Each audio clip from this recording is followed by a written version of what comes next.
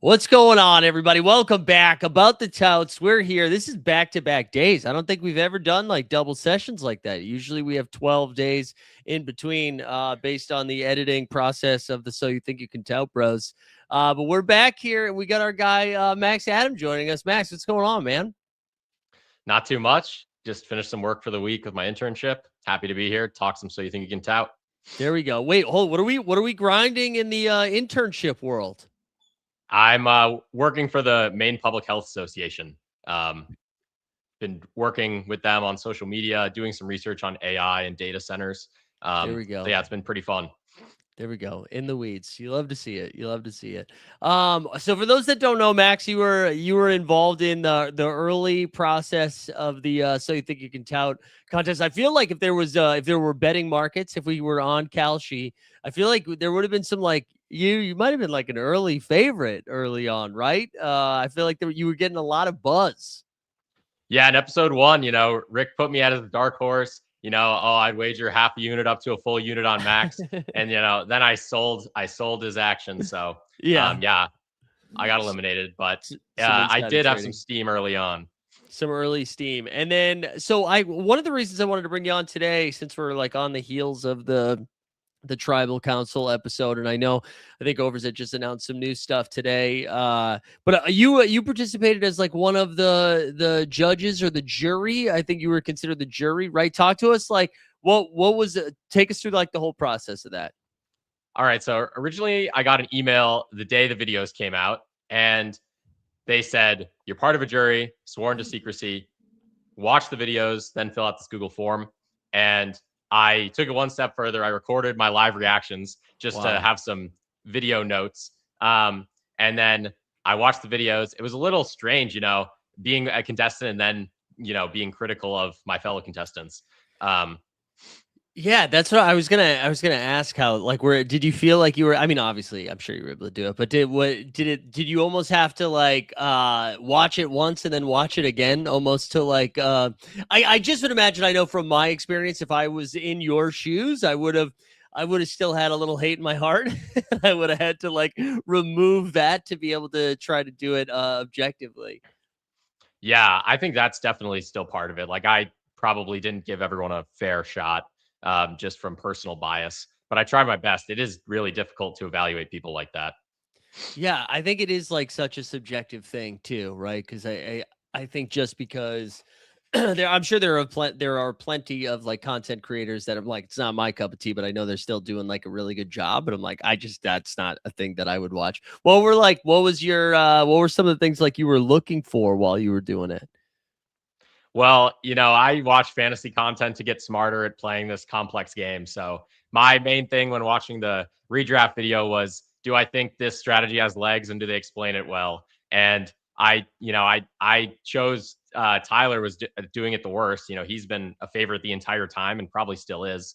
So that felt weird, but I just liked his strategy the least and his explanation. So I You mean docked like him the because of it. actual like strategy of the draft? Well, it didn't even have to be a strategy I thought was good, but his explanation of the strategy, I Got guess. you. Yeah, like the defense of it. I was wondering too with that group if they kind of just like picked those out of a hat or if that was one that they felt strongly about.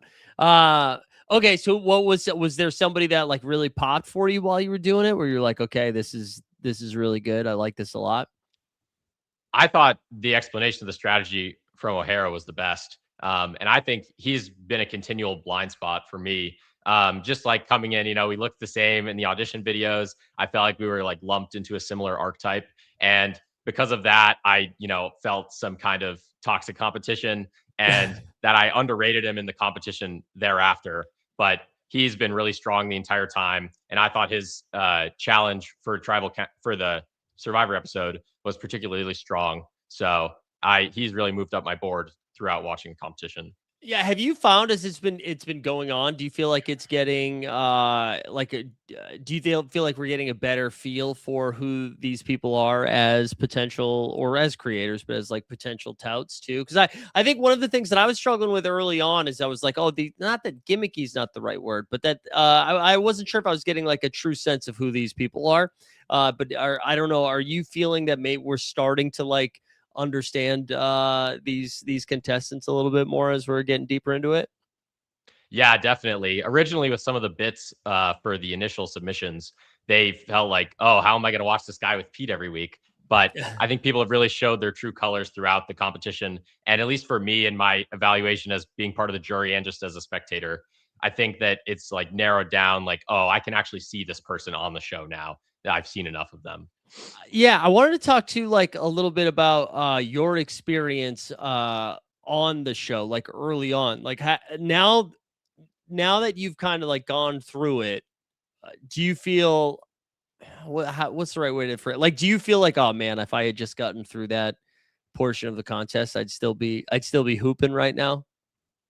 Well, I mean, if I struggled on camera giving that take, I probably would have struggled in later competitions. So my elimination at that point seemed reasonable. And, I just didn't bring into that challenge. Maybe I have these other strengths that are good and all, but, if you're missing this one thing, then, you just can't be continuing. So Yeah. I, I mean, I wish I gave a more coherent, like impassioned argument um, when I was touting in that little, what was it, the tout twist challenge. Yeah. Um, but like, not really any regrets. Like I just went and did what I thought was best and it wasn't the best. So I get that. I get that.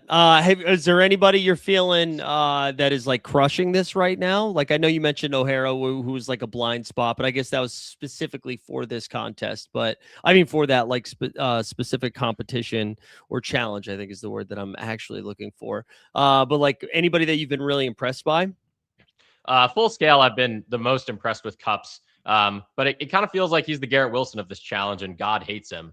So in these last couple competitions, he got that random 3.5 from Levitan. Yeah. He's getting on the fan vote, and then he gets boned by the algorithm.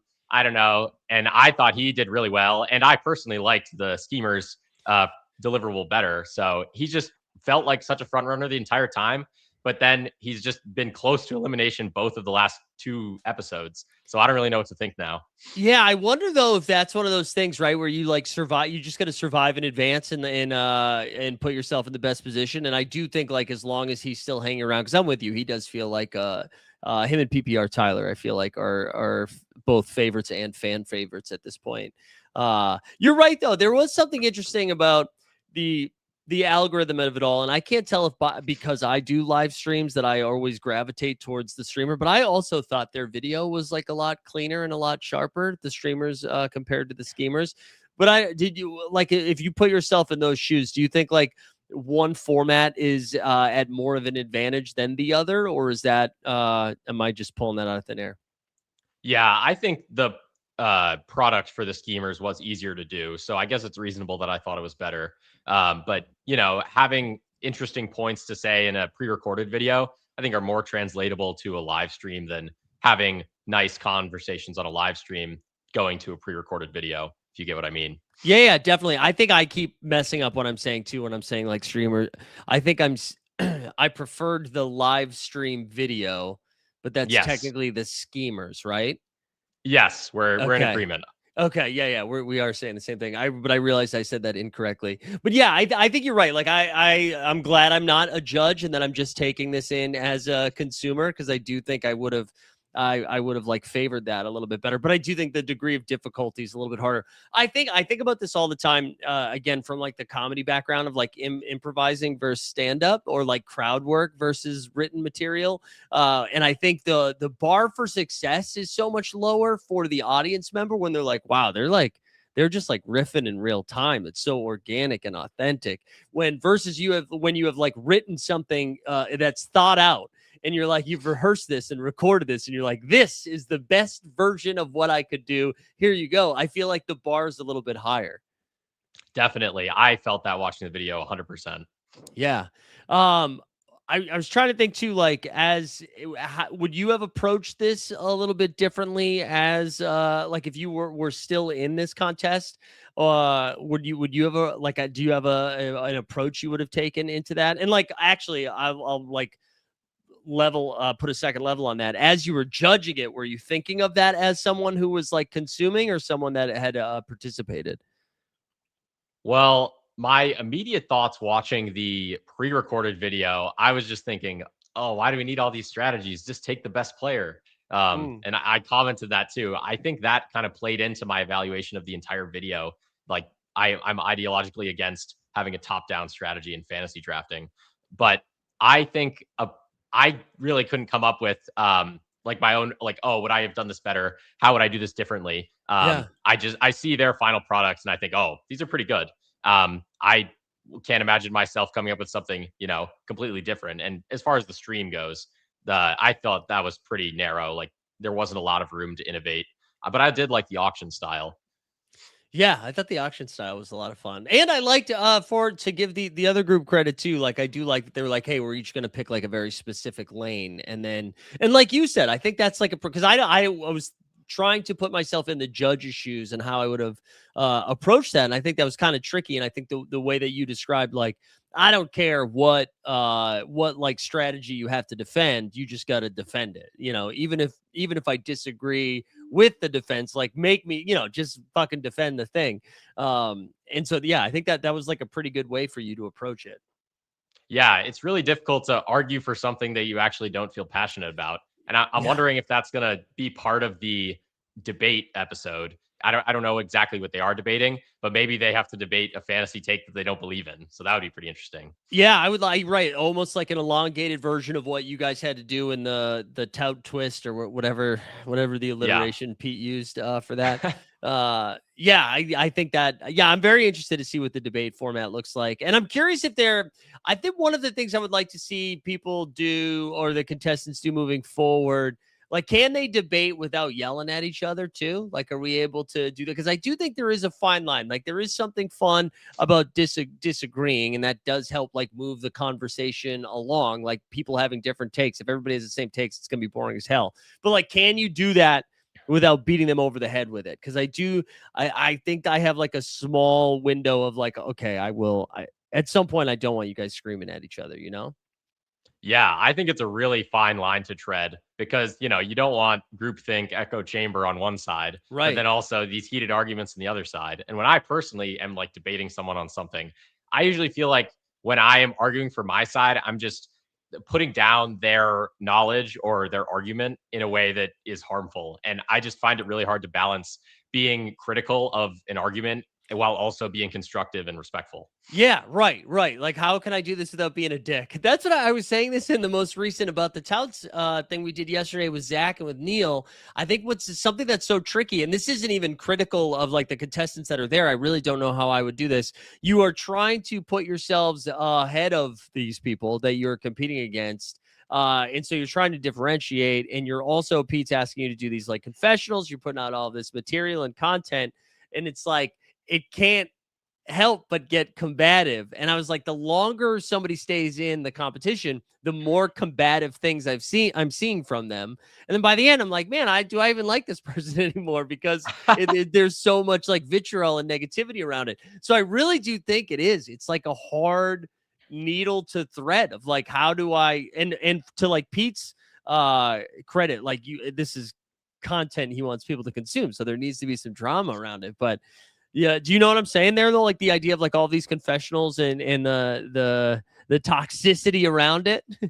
Yeah, I mean, even when I was in the competition and there were still like 30 people, I felt like having these inner dark thoughts like, oh, I'm so much better than this person. I Yeah. know so much more about football. And, that's just an ugly side of myself that, I don't want to be listening to a lot. But at the same time, you got to win the competition or at least move forward. And Yeah. that seems really difficult if you're not, putting other people down.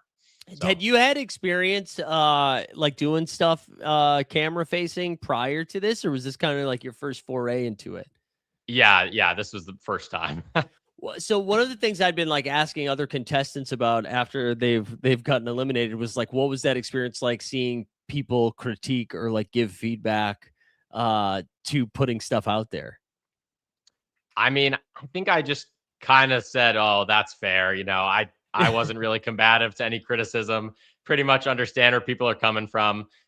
Just like watching the live chat of the premiere when I got eliminated. Like all the comments were like, "Oh, I mean, that's reasonable. I mean, it sucks to know that's true, but that's Yeah. reasonable."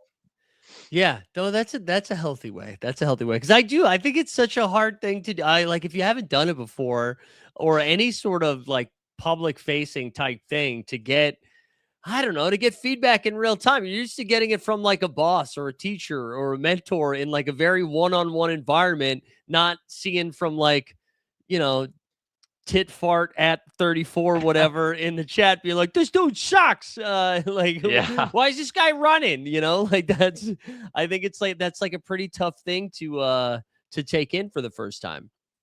Yeah, it is for sure. I've never been in a situation like that before.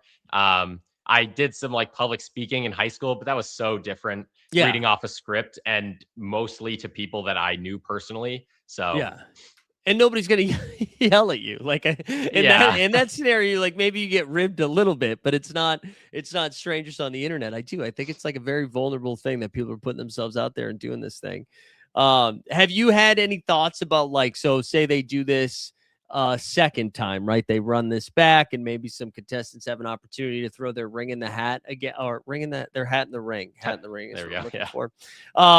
Like that. Do you think you would approach it any differently? Is there any sort of like in retrospect, you would have been like, oh man, I would have done this differently, or I don't know, anything along those lines?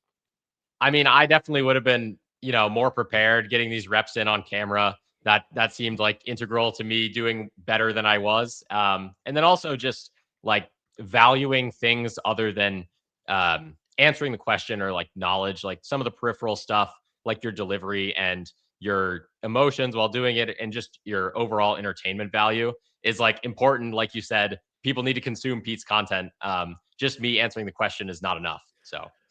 Yeah, well, and then you start thinking about it like what's the type of content you like, And like what is it about those creators that you take in that you like? I guess like thinking about some of the contestants that are left. Let's say, we'll do a positive thing. I like this. Let's force in some positivity. Especially because you were doing some play-by-play commentary. So I'm gonna put you on the spot. I didn't tell you exactly this is that what we were gonna do with this. So if at any point you're panicking, that's fine, and I'll help. But what I think we could do is kind of go candidate by candidate. Give me something, and we'll do some positivity, and then we'll do some criticism in our second round. But something that you're digging about some of these contestants that are still left, right? So we just lost Neil and Zach. We're down to 8. We are down to 8, and we'll start with some of these streamers over here. How are, like, and you mentioned Michael O'Hara, you had some toxic competition against just by being young, I guess, like just Yeah, young. the blonde middle part, Yeah, being, pretty data oriented, both of us. Yeah, on the younger side, I think he's 25, I'm 21. So, yeah. No, so you age mocked him then. I think if I use that correctly. oh, yeah, that's true. Give me what are some things that you've been digging about Mike or Michael? He's written as Michael. I should give him his full name. So far in this competition. Yeah, I think he does a really good job of balancing different data sources with like his own critical thinking. Hmm. He cited a lot of it in different challenges, a lot of different data that I think is really good. And he also will put his own spin on things. And not to get to that later, but I think that's Cups' flaw. He's so strong analytically, but I think he hasn't like expanded his thinking to beyond just, oh, this is the results of my model. I like that. So you're saying that Michael does a really good job with that, with being able to like extrapolate a Yeah, little bit more.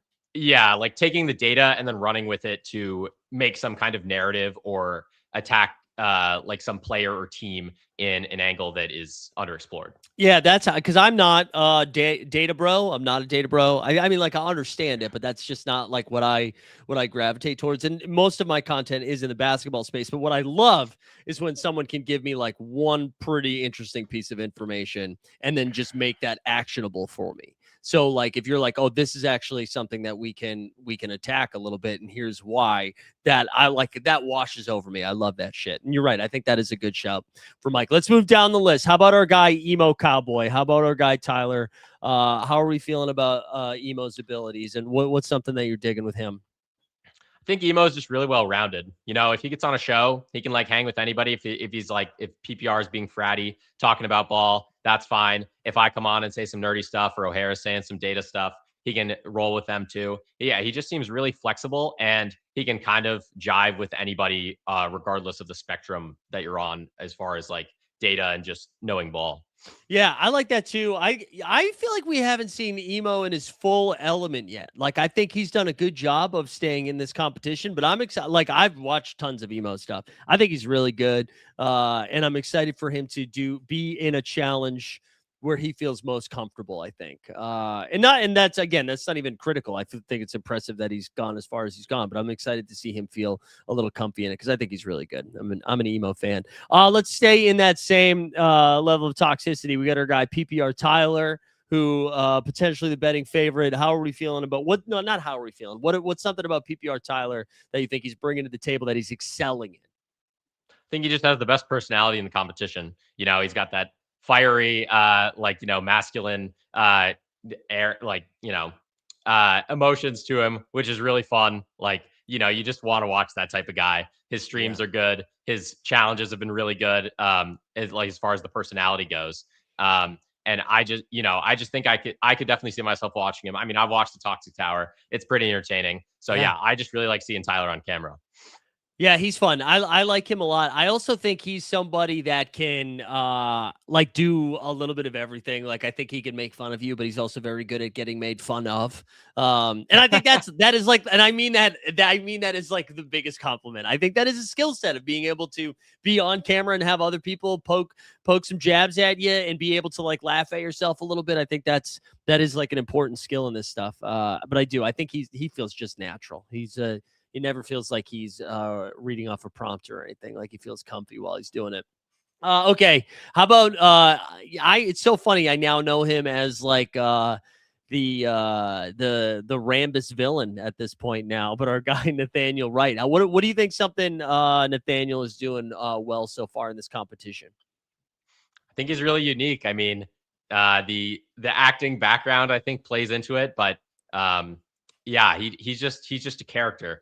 I might watch him because he is weird. That's like the bottom line for me. I love that. I love that. I thought you were about to make another statement too, but you're like, no, man, just like he's weird. And I like that. He is. I enjoy, I feel like I don't know where he's going. And I like that. I like that. I don't know. I feel like I've seen him have a sharp edge a couple of times. Like with the tongue, with the word, I feel like he's been sharp a couple of times. And I did not expect that initially. I also think it's kind of interesting. He started off, and I don't mean this as like an unfair advantage, but one of the advantages I think he had is that everybody was kind of doubting the abilities early. So we're just like constantly impressed because of where we thought he was initially due to the initial Mayo response, right?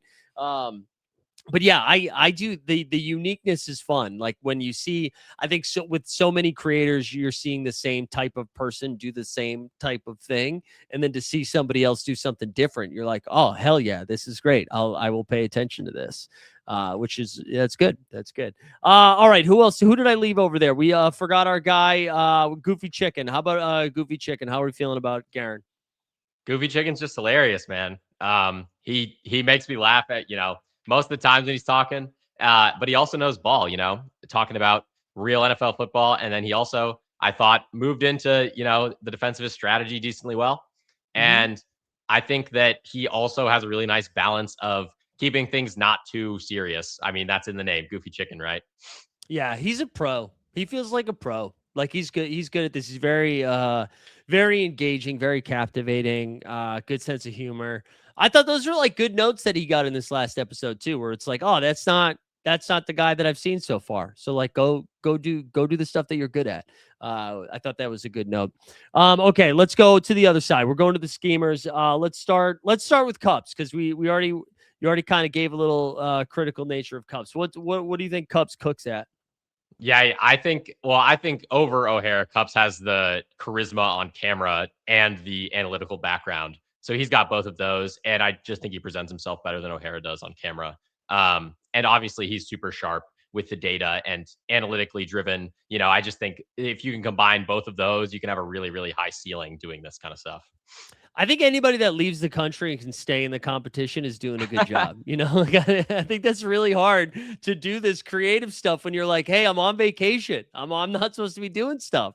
Yeah, he's like really polished. He's really good and clean with his stuff. I enjoy him. I do think we are at the point where like everybody that we're going over right now is going to do good content moving forward, whether they like win this competition or not. So like any sort of critical things we end up saying on our next round, like it's all.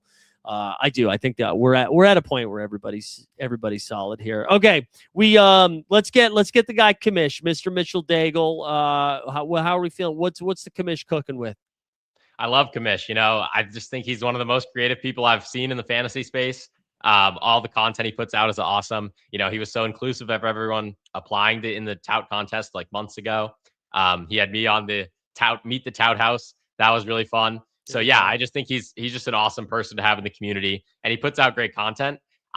My like hang up with him is like I feel like he would be limited by being a tout. He should be making all this awesome content. But like being on Pete's show and firing off, oh, this is the best third round pick. I just feel like that's limiting his skills. What do you think he should be doing? You just mean like he should have a blank canvas of creativity? Yeah, I think he's better served as like his own creator as opposed to like being a guest on Pete's show. But maybe Pete would tailor the guest appearance to the commish, where he can be using his creative skills as an outlet and not just saying, oh, this is the best ball pick. Yeah, I think harping on the creativity is a good. I think that is what stands out to me the most. And he just seems very excited to be doing the competition, and I think that's cool. Like it's fun seeing. I think people think it's cool to not care about stuff, and it's cool to see that he's caring. You know what I mean? Like I'm like, oh, that's dope. That's dope that he's really excited about this and is taking it seriously. But yeah, I think harping on the creativity is sharp there. That's a good shout. Okay, wait, did we do Tony? Did I skip Tony Squares? Because I started the last one. Yeah, hit us with some Tony Squares love. Yeah, Tony, I really thought he was one dimensional until that the Schemers Challenge. He felt like he integrated some of the ball knowledge stuff seamlessly into the arguments he was making, and of course he's just so fluent on the mic. But yeah, like you said with Goofy, Tony Squares is just a real professional. And I think if he combines, his skills on the mic with having some ball knowledge, I think he could really go far. Like, I think he's one of the favorites for me along with Cups and Emo. Yeah, it's funny. I actually, seeing his submission and some of his early stuff, I was like, oh, he's more of a recorded video type guy.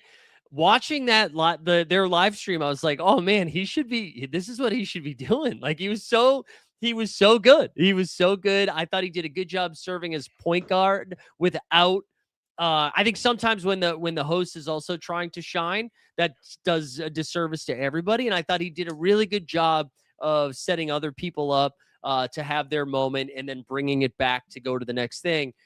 Which again, I thought he did a really good job with it. I thought he did a really good job. All right, let's throw some shade now. Or some constructive criticism is how we'll say. Yeah, fine line.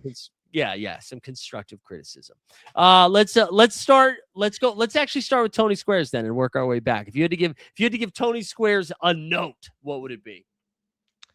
I think he doesn't have a lot of original like fantasy thoughts. Like he'll go off of information that he sees, like quoting things, but as far as like giving like original thoughts, like, oh, this is my take, this is my flag plant player. I know he had to do the stacking, and he advocated for his picks that he bid on, but I just feel like he needs to take a little more agency over his fantasy ideas. Okay, I'm this is not me pushing back, but looking for an example, because I think so much of the stuff is recycled at this point in a lot of ways. Do you think of as an example of someone taking agency with a take like that? I mean, I feel like Rambus and Genty or something. There you go. That's a great example. I don't know. I just feel like, Tony's not standing on the table and pounding pounding the table for his player, standing on the table. Both table analogies. Both tables. Tony, I just think, he'll be like, oh, that is a good pick, but he needs to be like, oh, this is a good pick. or That's something. good. That's good. I like that. I like that. I love that you had an example ready to go. See, you can tout, man. That was good. Having an example, I'm like throwing this at you. Yeah, you gotta take fucking genty. All right. So, Yeah. okay, Cups. You kind of gave Cups a note a little bit. What? Extrapolate on that. What? Give me the Cups take. Yeah, I think he could just use a little more creativity. Like, he has the great model, the great analysis. Obviously, his process is very sound, but I think that he doesn't really deviate from that, and that's fine. That's correct. But also, like, if you're gonna be a tout, you need to like, give the take some depth besides, oh, he graded out really well in my model. Yeah, I totally agree. I think that feels like a reps thing. I feel like the more he does this, the more he'll hone in on that. But I agree. I agree. That's a sharp analysis there. All right. Okay, so we did squares, we did cups. Okay, give us the commish. I'll actually before we do that, he was saying his voice is really rough on stream. This is the consigliere who's never missed a stream ever. Saying that.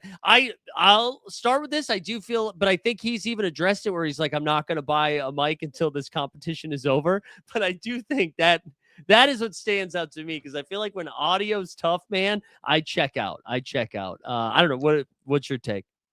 Yeah, I think it's really hard to grade objectively when, you know, the audio isn't great. And as I know Pete stresses, oh, it's fine. Any quality of setup is fine. But when, that is part of the product that you're putting out, it feels really hard to differentiate. Yeah, and I think it's fine when you're submitting it, but now when you're trying to decide who's like you're down to 8 people and you're splitting hairs figuring out who's the person to take, that stuff does stick out. I don't think you have to have like a $4,000 microphone or anything like that, but I think at some point that might become an issue. So yeah, we're kind of aligned on that. We're aligned.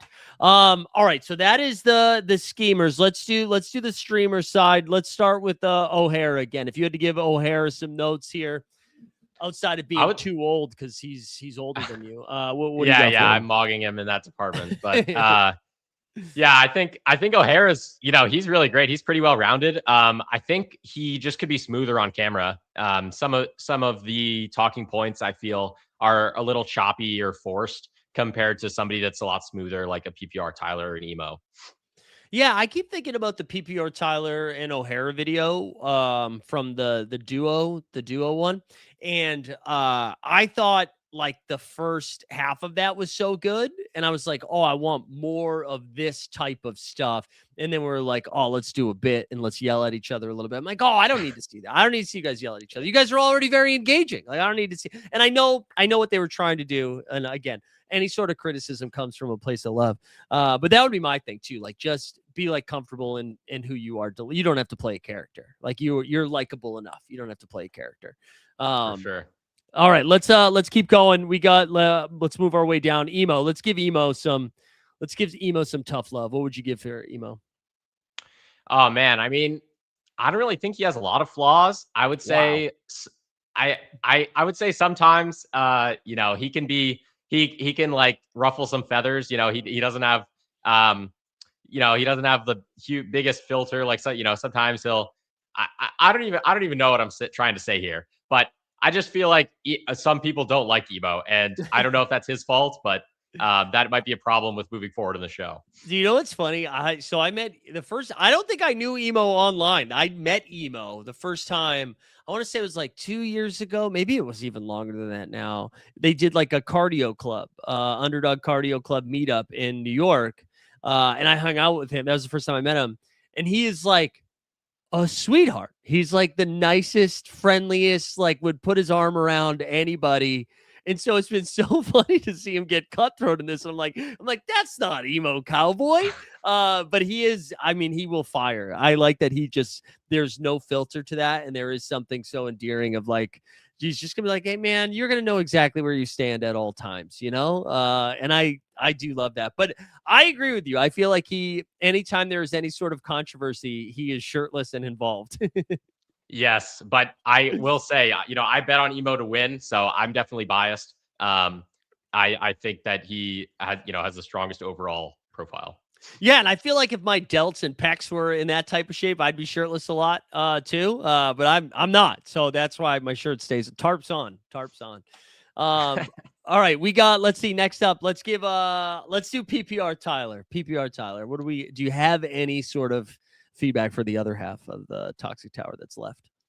Yeah, I mean, I think this is similar to Goofy and PPR Tyler. I mean, I think they could both just dig into the data a little bit more. It doesn't have to be like your whole brand, like Cups or me or something, but we care about points for scoring fantasy points.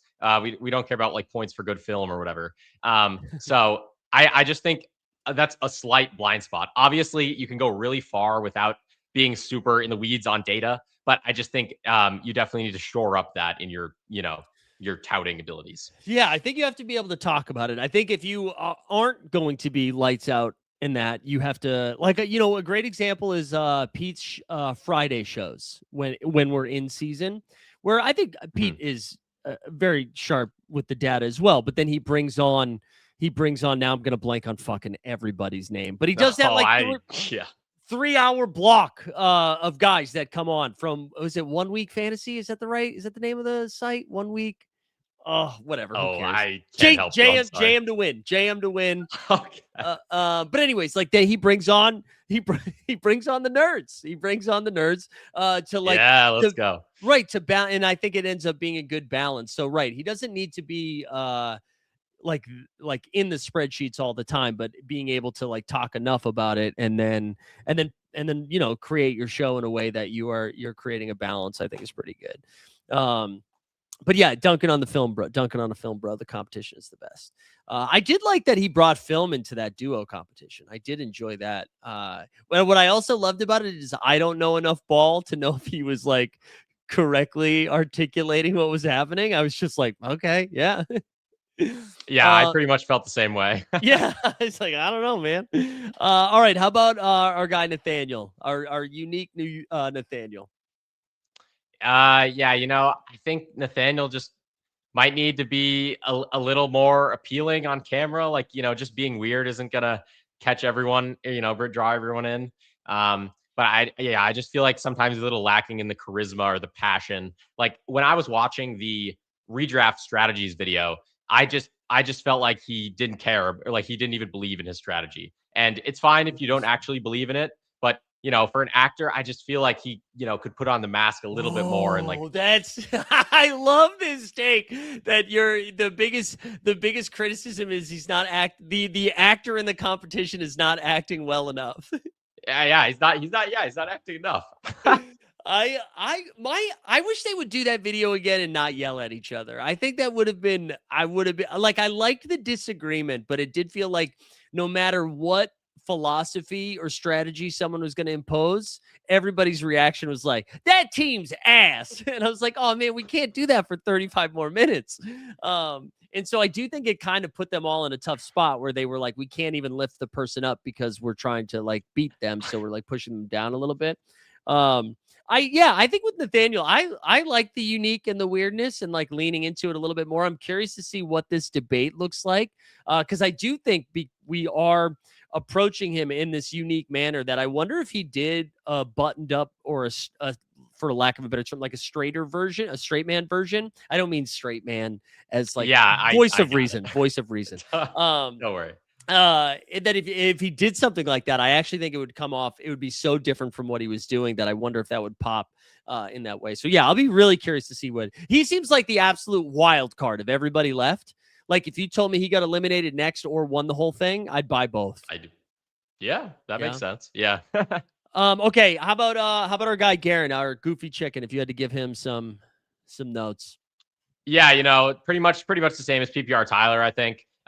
Just when he was talking about the graph of running back health, I just felt like he was out of his depth. And he is so amazing at everything else. I just think if he, covered that blind spot with data and just had like at least enough fluency to like talk about it, he doesn't have to center his entire brand on data or whatever. But I just think, enough to like hold a solid conversation if he's going to be talking to the data types. if he was on Pete's show. Yeah, I kind of referenced this already. I just like really loved the notes that they gave him in the that Pete gave in like the tribal council, where I felt like he was not doing, he was like outside of the lane that he typically is in. And not to say that he can't explore and do some new stuff, but it did feel like he wasn't able to shine because he was doing something so different. And he is just such an engaging and hilarious personality, and to see that not shine in that moment, I was like, oh man, that's too bad. So I hope he finds ways to like carve that lane out. But I'm seeing our guy Emo Cowboy in the chat. Just so you know, we're doing some. We went through the list and said a bunch of positive things, and then we came back with some constructive feedback. So just in case you're just tuning in and thought for the last 40 minutes we were dunking on people, we weren't. Max, when you saw Neil and Zach eliminated, because we haven't talked about the two guys that got cooked this weekend or this week, did you feel like those were the two that were gonna go? Yeah. Well, Zach was my pick to get eliminated for the jury thing, but Okay. I didn't pick I didn't have a second choice on the schemers, but it probably would have been Neil. I just felt like that this episode really catered to his skills, being, a veteran best ball drafter and, knowing the ropes more. I know he said that the first recorded episode he shined through a lot better, and that's probably fair. But I just felt like he should have played a bigger role. And I guess maybe Tony, just being the point guard, he just kind of took up too much space for Neil to shine through in my eyes. But I don't really know. I thought he was underwhelming. Yeah, I think when it's tough when there's five people and everybody's trying to get their takes. And what was it about Zach that made him fall to the spot that you decided he was cooked? Oh, well, yeah, the like Pete said, the second round bidding on the second round pick, and then asking, polling the audience, and then even doubling down on that, he's like, oh, I'm leaning AJ Brown, and then Tony's like, oh, I don't want any part of the AJ Brown experience. Let me do London, and he's immediately flips with, he's vehement about it now. Oh, London, London, London, and then my immediate reaction, I like pounded the table and I was like, oh, holy shit, you are a golden retriever, and that was just kind of the writing on the wall for me. That I just felt like Zach didn't have the stuff to tout. But obviously he's a strong, sports media personality, doing stuff for the Score, having all of those shows. Yeah. So, he can definitely chop it up on camera. I just felt like that was just a brutal moment for Yeah, Kevin. in that moment of the competition of some, yeah, I hear that. I hear that. I like forgot too that he initially leaned AJ Brown, and then that happened. I totally forgot about that. Do you think, like, so far through this competition, like based on your assessment and then seeing the public assess these guys, is there anybody that you feel like has been misrepresented? Makes it sound worse than it is, but you know what I mean? That is like either being scored by the public too high or too low, and that you know what I'm saying? I don't know. I've been kind of a PPR hater after the challenge. I mean, I just thought he didn't do very well, so I guess I've been lower on him versus consensus. But I was pretty early adopter of emo. Like, I've been higher on him. I think the market's caught up though. I thought that was a good take. And then I'm pretty much at line with everyone. I know, like I said earlier, I had that blind spot with O'Hara, but I'm catching up. I think he actually is like a front runner at this point. But yeah, I definitely think that the market, or like, the perception can like take some time to catch up, because it's really hard to evaluate someone holistically from just like a 20-minute episode or an hour. I really is. I mean, I think there were a lot of early swings from those first two. I mean, like the first episode was just watching Pat Mayo for like 7 seconds look at your video. That was it. Yeah. So, and then to go from that to what was the first, and then the tout twist, and then the duos. Like, I think a lot of people were eliminated before. I mean that's how this isn't like a criticism of the competition. This is like how it has to happen. But a lot of people were eliminated before we even got a feel for them, which I think is going to be pretty interesting as we move forward. Because I think people are now starting. Allegiances is too strong, but like people are starting to have. People are starting to have takes about their touts. Yeah, I mean, Rambus had such a strong camp, I think. Dude. Rambus was It's rough. legendary, man. Rambus was legendary. I was just so ecstatic to talk to him for an hour. That was the best. He's electric, man. Okay. Yeah. The other thing I wanted to pose to you, and I don't know how we talk about it, but like one thing that I feel like is getting under discussed in this competition, right? Is like you win this thing, and then you basically get a slot on Pete's YouTube channel, whether to do the show with Pete or do it, whatever. Like you kind of have like carte blanche to do whatever you want with the show. I feel like no one's kind of identified what that would look like. You know what I mean? Yeah. And I think that's a pretty Mhm. big, that's a big thing. I don't know. How do you have an idea? Like if you were still in this competition or even after being eliminated and seeing how it's like rolled out, have you thought about what that would have looked like if you were in that spot?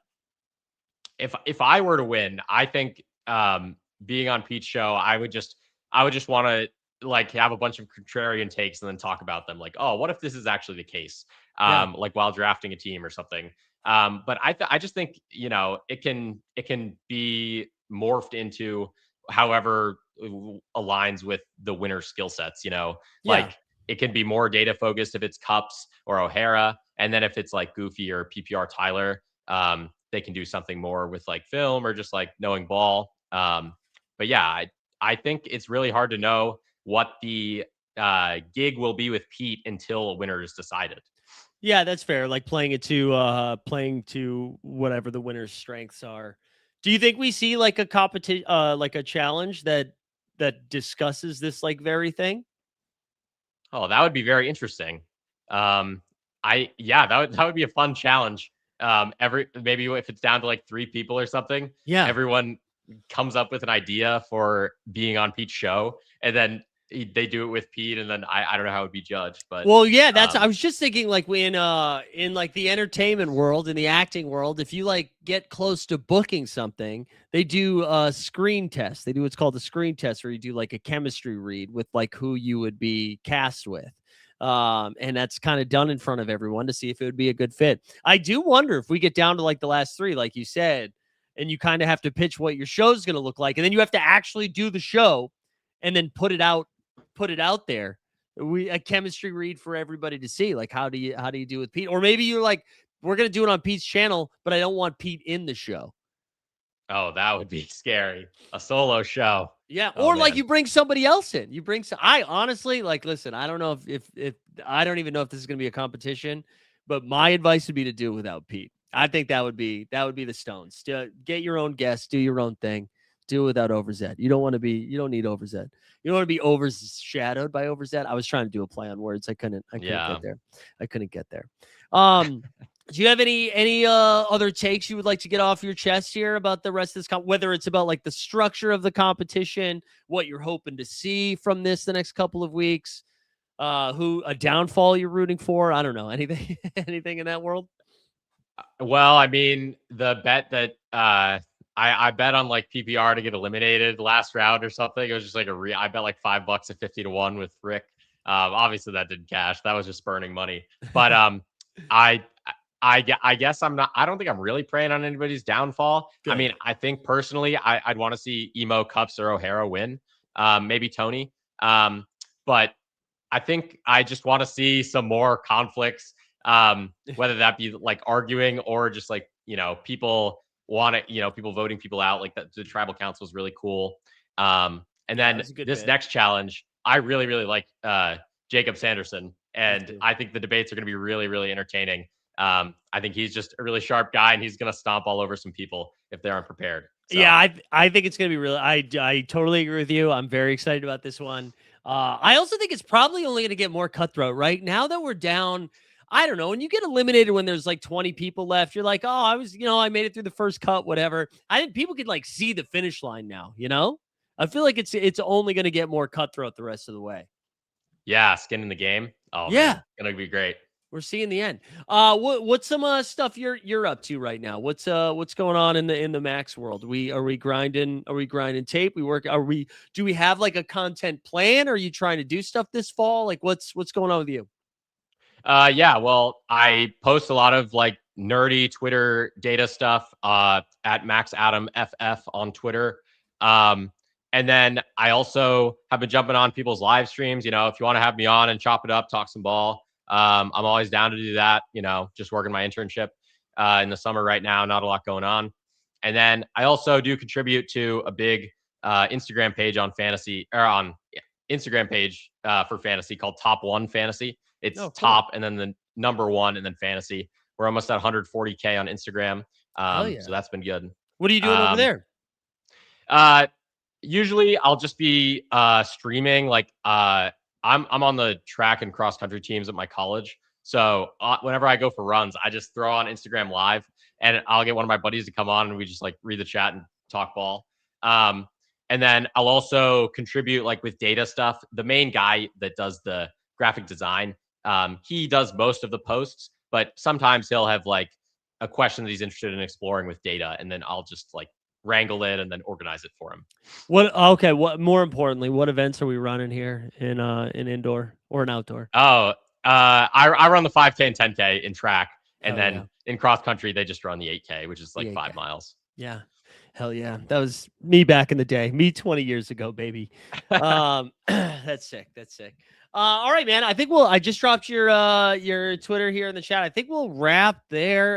We'll be back next week. So I think we'll have a video next week from the So You Think You Can Tout world. I don't think we will do an About the Touts right after it because I'm actually going to be with Overzet next week. So I don't think I'll be able to stream, but we'll do it the back half of the week. So if you are still in the competition, you get a DM from me on like Wednesday, probably means you got eliminated, and that's bad news. So stay away from the DMs.